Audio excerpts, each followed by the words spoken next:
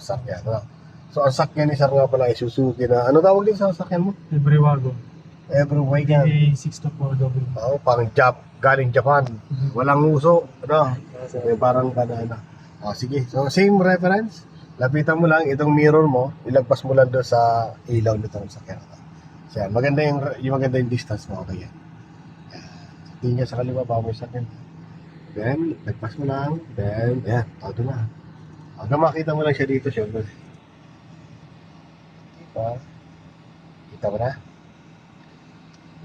Yan. Nakita mo na siya. Lagyan mo sa reverse. Syempre, reverse mo muna.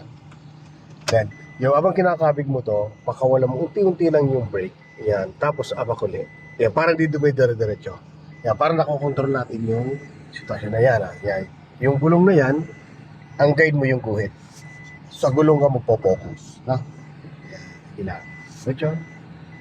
Pag pakiramdam mo nadikit ka sa gulong, pakiramdam mo nadikit ka doon sa guhit, itong manibela mo, i-adjust mo lang pag kahit natakbo, continuous mo lang. Okay. Habang natakbo, nadikit, balik mo kagad. No? Yan. Yan. Then pag humiwalay, balik ka ulit dito. Balik mo ulit. Yan. Para direct-direct yan. Hanggang pumantay. Yan. Pag kasi na-maintain mo yung distance dito na ganito, dyan sa kabila, safe na yan.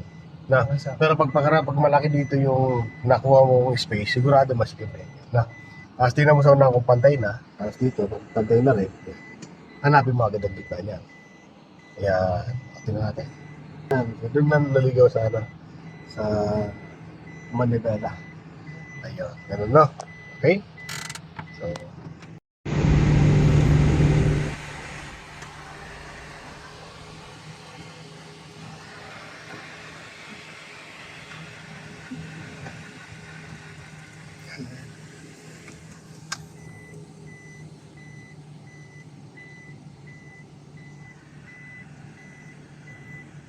walang guhit na no? Sige, dikit mo lang.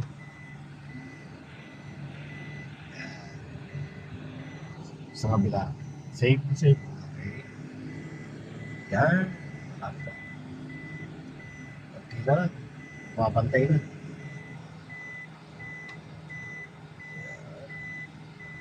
Yung ganti pa.